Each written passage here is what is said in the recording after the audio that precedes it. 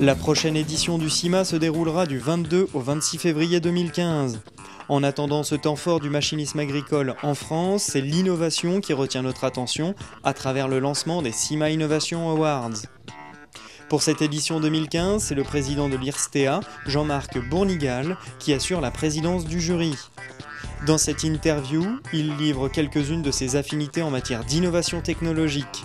Il explique aussi qu'il inscrira les orientations du palmarès dans la continuité de celles données par ses prédécesseurs et suivra les orientations prises depuis plusieurs années par les pouvoirs publics, comme celle de l'agroécologie. Il est vrai aujourd'hui qu'il y a quand même une dimension qui apparaît très clairement dans le débat public, et notamment dans les orientations du gouvernement, c'est tout ce qui tourne autour de l'agroécologie, et donc d'essayer d'avoir une agriculture qui a une double performance, une performance écologique et une performance économique. Et au service de cette ambition agroécologique qui est portée aujourd'hui par le ministre de l'Agriculture en France, l'agroéquipement a définitivement quelque chose à jouer de très fort, parce que justement il doit apporter des innovations au niveau du monde agricole pour être capable d'aller vers cette agriculture avec une double performance. Donc moi je serai particulièrement attentif à l'apport, ou en tous les cas à l'apport où on regardera les innovations, au vu un petit peu aussi bien des innovations technologiques qui interviendront, mais également des services qui seront développés dans cet objectif d'accompagner les attentes du monde agricole par rapport à ce projet agroécologique qui est porté de façon collective aujourd'hui. Dans le cadre de ces grandes orientations, Jean-Marc Bournigal semble très sensible et attentif aux technologies de l'information et de la communication qui, selon lui, aideront les agriculteurs à réaliser une double performance à la fois économique et environnementale. Je pense que ce qui est extrêmement porteur aujourd'hui, c'est tout ce qui tourne autour, bien évidemment, des TIC, c'est être capable de concevoir des outils extrêmement intégratifs qui permettent d'aider les agriculteurs à intégrer toute une série de paramètres pour gérer leurs exploitations.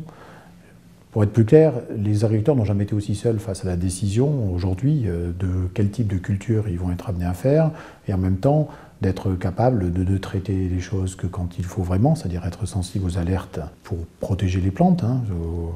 être également très à l'écoute de l'évolution des marchés pour savoir quel type de culture ils vont être capables de faire, être ensuite capable d'interpréter toute une série de données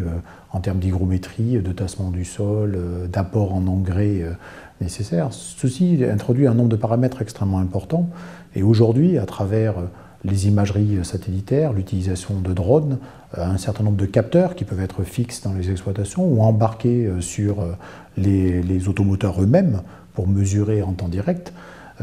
Tous ces capteurs vont pouvoir donner beaucoup d'informations. Une fois qu'on a ces informations, il faut que les appareils communiquent entre eux et il faut être capable d'avoir une logique d'intégration en termes de services et de logiciels pour coupler l'ensemble de ces données avec derrière le machinisme agricole. Et on voit que tout ça est en train de démarrer et tout ça est en train d'émerger, et c'est un véritable plus pour le monde agricole d'être capable de répondre à toute une série de signaux qui sont quand même extrêmement complexes et derrière faciliter tous ces éléments de transmission pour que l'agroéquipement se mette au service de l'agriculteur. Et bien évidemment, tout ça développera des automatismes et de la robotique qui va avec. Donc je serai très attentif à ce système de liaison ou de gestion de la complexité de la décision qui, derrière, sont un véritable sujet si on veut réellement permettre aux agriculteurs d'aller vers cette agriculture agroécologique et cette double performance économique et environnementale. Rendez-vous maintenant le 27 novembre prochain sur ternet.fr et CIMA Online pour découvrir le palmarès complet de cette nouvelle édition des CIMA Innovation Awards.